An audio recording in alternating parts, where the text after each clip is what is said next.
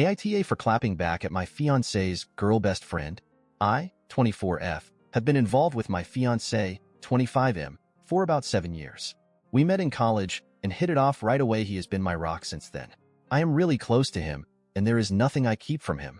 When we were in 2 years of college, I mustered up the courage to tell him what I haven't told to anyone else in my life. I was being sexually abused throughout my childhood by my father. This was really hard for me, and I felt like I was going to have a panic attack. I thought that he would feel disgusted and leave me, but he just hugged me and let me cry on his shoulder. I felt relieved and loved after so many years of feeling lonely. With his help, I started seeing a psychiatrist, and for once I felt like my life had a purpose. He was my purpose. Last month he proposed and I said yes. That was the happiest day of my life. My life was perfect. Well, almost perfect. He has a best friend. She was his childhood friend, and everyone seems to want them together. Even his family wishes that they could be together since they know her family, and her mom was best friends with his mom before she committed suicide. May her soul be in peace. I never had a problem with her since I was secure with my relationship. I tried to make her my friend, but she seems to have a problem with me. I never wanted to make a scene, so I just started avoiding her existence, but she always finds a way to make backhanded comments about me and my body, making me look like I am some kind of prostitute, which really hurts me since I had been suffering with body issues.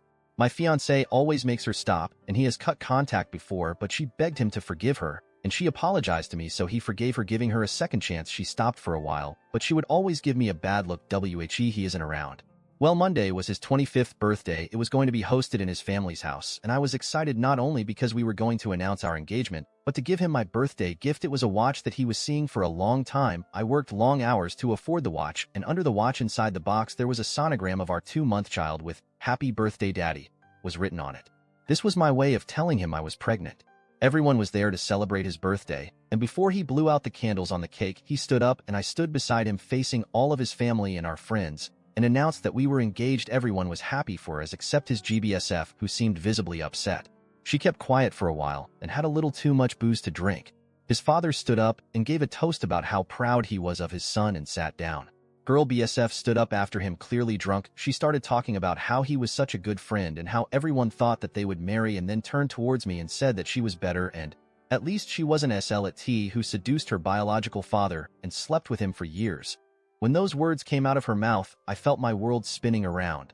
I looked at my fiancé in shock. He is the only person who knew about this, and the fact that he betrayed me hurt like hell. I felt like all of the pain and hurt was pouring into my soul. I stood up and held my glass and gave her a toast. I told her that she was right, and I at least have a body and soul that attracted men to me unlike her, and that I understood why her mom committed suicide, and that I would have done the same if I had a daughter like her. And I turned to my fiancé and wished him a happy 25th birthday, and then I quickly grabbed my gift and got out of there. He tried to follow me, but I quickly got in my car and left. He has been calling and banging on my door since then, but I still don't have the energy to meet him yet. Comment 1. Nope. NTA. She went low. You went low. She totally deserved it.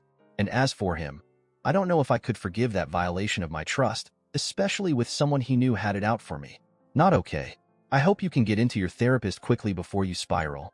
And please consider whether you want to bring a baby into the middle of this mess. Comment 2. Why the fuck would your fiancé tell her that information? That's disgusting. Everyone here is such an asshole. Except Opie. NTA. This for me, I would need to take some time. Revealing such a horrific and personal secret about me to someone he knows dislikes me, I would flee the relationship, personally. I'm so sorry you're going through this. Comment 3. I hope she does, because there's no reason for her to be tied to these morons, and I can guarantee her ex is never leaving Bestie, who would be oh too happy to play mummy and use the ex's visitation time with that baby to hurt Opie at every opportunity. If they don't outright just try to take the baby from her to create the ultimate gross little family with the ex, Bestie, and Opie's baby. That's after the ex and Bestie decide Opie is a hoe who needs a DNA test, and all the other things that will get thrown at her by his family for not sticking together now they have a baby. Not to mention that baby is going to have its father's dumbass genes. It's going to look like him and act like him, and even if she concealed the pregnancy and moved away, she's still going to have to tell the kid something. And what if the kid wants to meet their dad? Nah, fuck all these scenarios. Op needs to do what they feel is right for themselves, and an abortion might just not be something they can do, especially if they feel they've already gotten excited about the baby and started to bond. I know it's early, but when I was preggo I had a small bleed around June 8th weeks and felt terrified of losing something I only knew for a few weeks. But I pray that the shame or fear of abortion doesn't hold her back if that's what she wants to do. I hope she is good. Friends who can support her to make the best choice for her. But yeah, I do the same as you.